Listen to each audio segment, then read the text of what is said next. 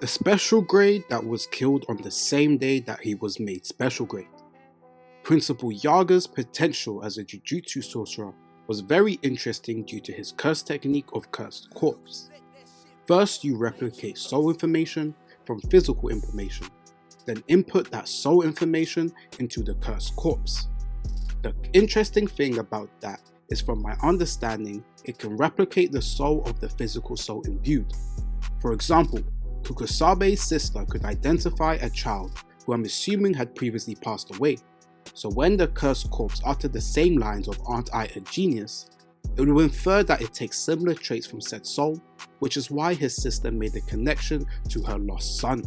You then have to add 3 compatible souls together into one Cursed Corpse. Once the souls have been constantly observed and stabilized, you will get a Cursed Corpse that is self-sustainable and self-aware. By imbuing cursed energy into the Cursed Core over a 3-month period, you eventually get Cursed Corpse similar to that of Panda, which are self-sustainable. For this reason alone, he could in theory create an army of self-sustainable Cursed Corpse, which could become a huge threat to the Jutsu world and later was deemed a special grade.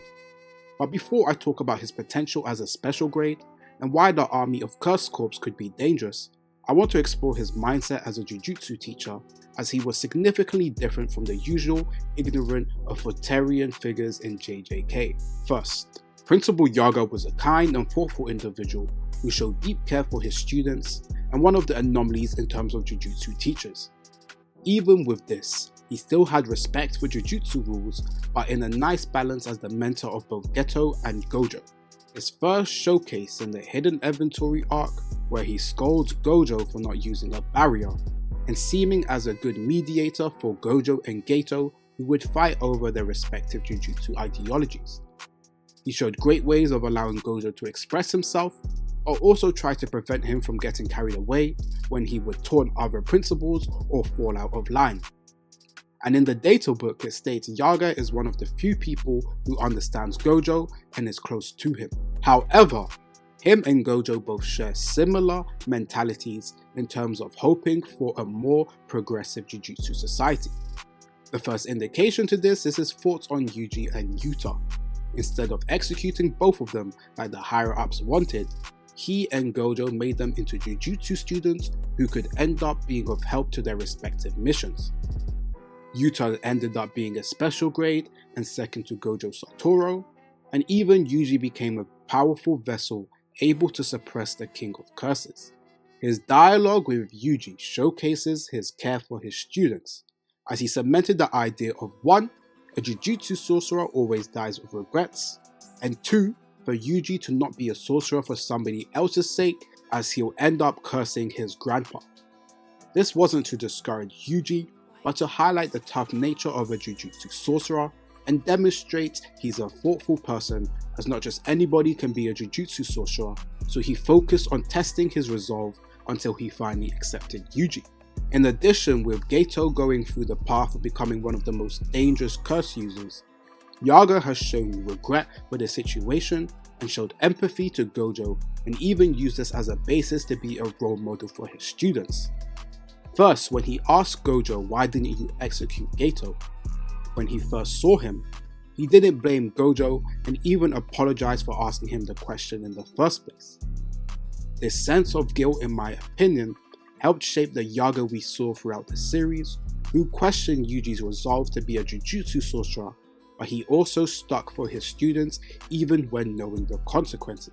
When talking to the other principal, Hendrix, and yes, I can't say his name so I'm calling him Jimi Hendrix, because he got a guitar, and Hendrix tells Yaga they should have executed Yuji, he states that may be correct, but he can become a strong sorcerer who ends up protecting more people, and even though he knows he'll have regrets, they should do their best to guide him. This showcases how he's learned from his previous failures to be a great role model. But his biggest showcase of that is with his Cursed Corpse. With raising Panda and having a father-son relationship with him, and this ended up causing his death with him having love for his son.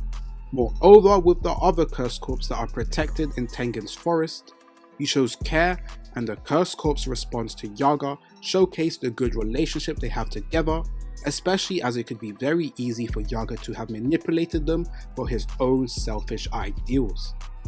But instead, he betrayed his own secret of hiding his technique for Kukusabe's sister, and it's why he saved Panda, saying he owed Yaga a favor. Now, to conclude on his mindset, the reason I believe he allowed himself to die is for two key reasons. One, he believes his cursed technique is a curse, and this is evident with his closing comments to Principal Hendrix. The reason I say that is he has an attachment to the corpse, so he would not want to sell them out, as well as I believe his existence would cause Panda and Co to be a target, and he wanted to protect his son. So him allowing himself to lose the fight is all in the best interest of keeping the cursed corpse safe and to protect his son Panda. Moreover, it all comes full circle of his initial conversation with Yuji that a Jujutsu sorcerer dies with regrets, which was evident with Principal Yaga's final moments. Yaga was initially a grade 1 sorcerer, but with the reveal of the potential of a special grade cursed corpse army, he was promoted to special grade. But how dangerous could Yaga have become? With the cursed corpse being self-sustainable, in the current Carlin game arc, he could have used multiple pandas to attack enemies. With Panda being a semi-grade 2, there's potential that these cursed corpse could be made stronger with better soul information being embedded in other potential corpse. Moreover, with them being self-sustainable, Yaga does not have to control them, meaning he can fight offensively in tandem with them, giving a good range of diversity. He's basically a broke man's curse spirit manipulation and could utilize his technique very well. However, one thing that he has an advantage to curse spirit manipulation is that it doesn't require him 1. To capture high level curses, and 2. He doesn't have to use his own curse energy to use as abilities. However, one weakness is the time it's made to make one of these curse corpse, as it's stated to be 3 months, as well as the time it takes for them to grow up. We know Yaga raised Panda from when he was small, it indicate there is a whole growing process that we are currently unaware about. So the danger in the technique lies in planning from years and slowly building up his resources. But the most interesting thing with his curse corpse is how versatile they are, and he has Panda, which is his best creation from what we've seen, but he had other curse corpse which could do different things. For example, he had the boxing club curse corpse, which helped Yuji train his curse energy output. He has the curse corpse that replicated Kukusabe's sister's dead son, which shows it could also be used for emotional support. And then the first one that met Yuji in his intro to Yaga, which acts on command and well boxes the person. Currently his technique information has been passed to Principal Hendrix, so there's a potential it could be used again with him, but well, we'll have to see what Gege has planned with his potential cursed corpse army. But to conclude, I actually believe Principal Yaga is a little underrated and he fits nicely with the themes of Jujutsu Kaisen, especially with having a death with regrets. He was a wholesome individual who showed love to his students, and I think compared to the other teachers, he was a nice anomaly who actually cared for their growth and development while still trying to fight back against the corrupt Jujutsu world. Well, thank you guys for watching, and what did you think of this video? Make sure to like, comment, share, subscribe, and check out the affiliate links down below, and all my links are in the description below.